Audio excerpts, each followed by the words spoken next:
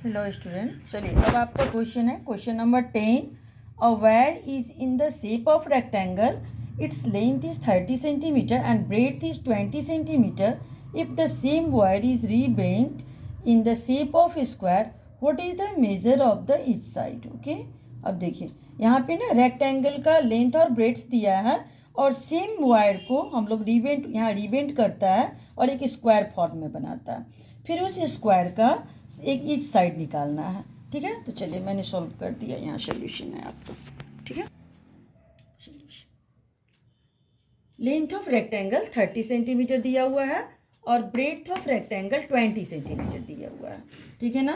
अब perimeter of rectangle हमको निकालना है, तो पेरीमीटर निकालना है तो पेरीमीटर इसके लिए 2 into L plus B, 2 into 30 plus 20, 2 into 50, 100 centimetre. यहाँ तक बहुत ही ईजी है। ठीक है, चलिए 100 सेंटीमीटर। अब सेम स्ट्रिंग को, सेम तार को, सेम वायर को क्या कर रहा है, रेक्टेंगल था पहले, अब उसको पेरीमीटर में उसको कन्वर्ट कर रहा है। ठीक है ना, तो पेरी स्क्वायर, और स्क्वायर का तो ईच साइड इक्वल होता है, आपको पता होगा। तो यहाँ पे पेरीमीटर ऑफ स्क्वायर, इसका फॉर्मूला क्या हुआ 4L, और जितना सेम ही वायर है ना, तो जितना पेरीमीटर लेंथ होगा इसका पेरीमीटर होगा ना रेक्टेंगल का, सेम ही स्क्वायर का भी हो जाएगा। तो मैं अब पेरीमीटर ऑफ स्क्वायर भी 100 ही सपोज करूँ। ठीक है ना, तो 100 इजकल टू 4L, तो L इजकल टू क्या होगा 100/4, 25 सेंटीमीटर। अब लेंथ कितना आया, स्क्वायर का लेंथ 25 सेंटीमीटर। हमारा आंसर कितना हुआ 25 सेंटीमीटर। ओके, चलिए मिलते हैं 10B में। चलिए आज का ये लास्ट क्वेश्चन है। अब a string is in the shape of a square, its each side is 22 centimetre. If the same string is rebent into the shape of rectangle of length is 24 centimetre, find the breadth. Okay, first में ये क्या था, square shape में था। ठीक है ना, पहले वाले क्वेश्चन को फर्स्ट में क्या था, रेक्टेंगल था, इसमें क्या है स्क्वायर शेप में है, और उसका ईच साइड क्या है, लेंथ ऑफ स्क्वायर क्या है 22 सेंटीमीटर। चलिए अब इसको सोल्व कर रहे हैं यहाँ पे। ठीक है ना,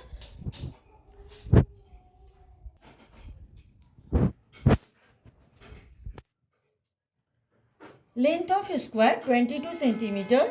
ठीक है, length of square 22 centimetre, perimeter of square find out करना है। तो 4L, 4 इंटू 22, 88 सेंटीमीटर हो गया। ठीक है, अब फिर देखें, perimeter of square is equal to perimeter of rectangle, क्योंकि सेम वायर को ये फिर स्क्वायर को रेक्टेंगल बना रहा है। ठीक है ना, तो जितना पेरीमीटर स्क्वायर का होगा वो सेम पेरीमीटर रेक्टेंगल का भी होगा। तो perimeter of square equal to perimeter of rectangle.